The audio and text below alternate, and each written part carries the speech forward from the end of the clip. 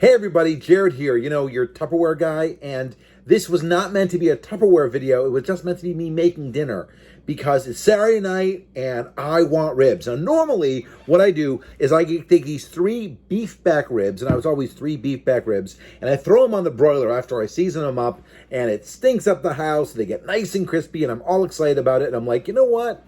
I have my Tupperware micro grill cooker, and I'm like, why don't I try this? I mean, I have to experiment, I have to try, but I don't know if it's going to work or not yet. Actually, I do know it's going to work because, I mean, this thing cooks, and it cooks and makes things crispy. I just don't know the timing of it yet. So what I figured I would do was I would make a video. And so again, I'm starting off with three beef back ribs. They have really big bones. It's not a lot of meat, but it's enough just for me. And I also have my, oh, look at that. These are the official Tupperware spice things, which is pretty awesome. So I'm going to come over here. I've already dried off my ribs. They are not frozen, by the way. They're completely defrosted. And I'm going to come over here and I'm going to start off with my Tennessee apple butter, which I love this stuff. Matter of fact, I was so nervous at the end of last season that I wasn't going to have any over the winter that I went out and I bought all the discontinued containers of it because it was really expensive online. And then it's made me I made it through the winter. And now that spring is coming, you can buy this stuff again. It's really neat. It's got a nice little kick to it, and it glazes nicely. Like, it turns into like a really kind of a sweet glaze. So I'm using it like a rub right now, and I'm going to come over here and I'm going to put it on both sides. I'm fairly generous with it because it's sweet. So I'm going to come over here and I'm going to do that. And again, I'm going to put it on both sides. And I'm not going to use any form of grease or anything. I don't need to grease the pans. These are non-stick, and of course, plenty of fat's going to come off of these ribs as I go. After I do that, I'm going to add a little bit of seasoned salt. Not a lot of seasoned salt. A little bit of seasoned salt. I'm so used to that flavor. A little bit of seasoned salt. Again, I'll season both sides at the same time.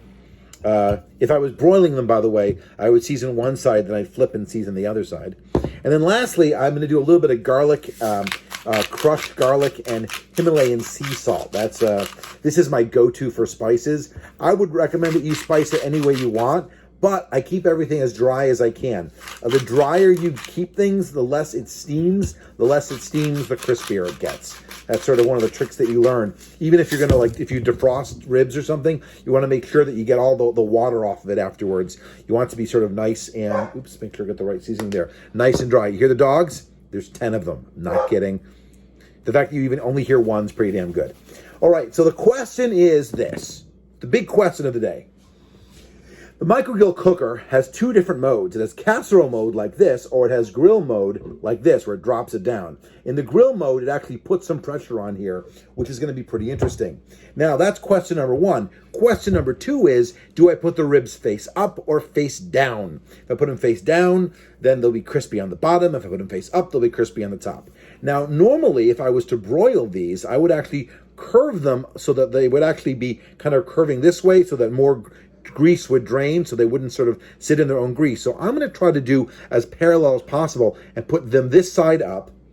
So I'm going to put all 3 ribs sort of curved side up so that really most of the rib is not going to be touching the bottom of the pan.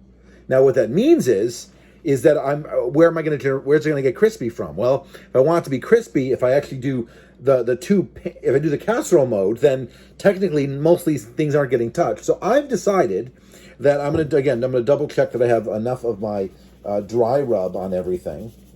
For some reason, I think that's my number 1 concern here. It's not.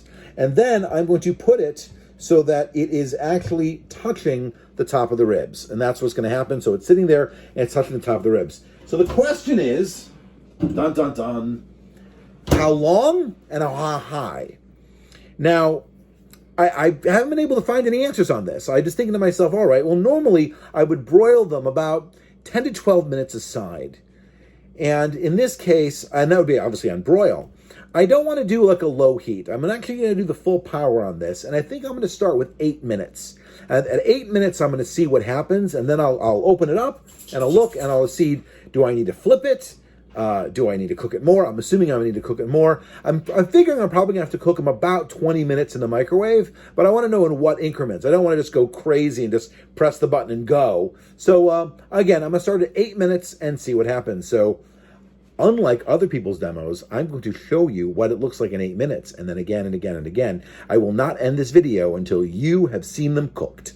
All right, 8 minutes is up. It's done its thing. Let's take a look and see what's happened. Ooh, it's sizzling. Oh, you can hear it. Now I got a pot holder because this is going to be hot. Let's take a look and see. What are we looking at? Oh, that is not bad. It's not done yet, but that is not bad. I think I'm going to flip them. Yeah, that looks kind of good. Let's flip them over and see what they look like on the other side. Yeah, they still have some time to go. I mean, but that is not bad for 8 minutes. So, all the liquid draining off there. That's nice. I still see seasoning there. All right, I say another 8. All right, that's the second 8 minutes. Let's take a look inside. Oh, it is sizzling. Oh, it is sizzling something fierce. Let's take a look. Oh. Wow, they are cooked. They are cooked. Now, I'm going to pull this thing out of the microwave and flip it over and see what it really got. Wow. It's absolutely beautiful. Let's take a look.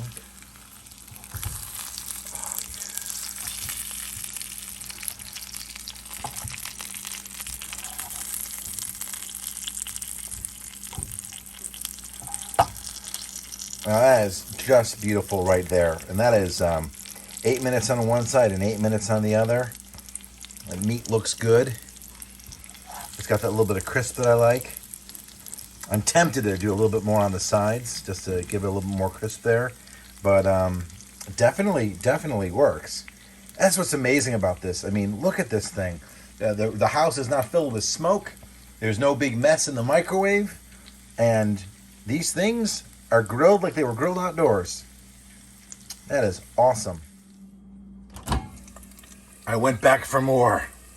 I did one last thing, regular size at 4 minutes, and that's a little bit more charred is the way I like it, but yeah, I feel that's a little bit more well done for me. Oh, can't wait to put this on the plate. Wow, look at that. And that's normally exactly how they come out of the broiler. And this is 8 minutes face up, 8 minutes face down, 4 minutes face up. So that's, what is it, 22 minutes, which is, no, 20 minutes, which is actually about the same time that I normally cook them in the broiler. So that gives me some sort of a reference for the future. But look at that. Look at that. Isn't that beautiful?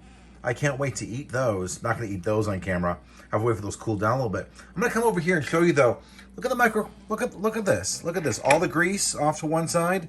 Look at that. Doesn't look like anything's charged too badly in here.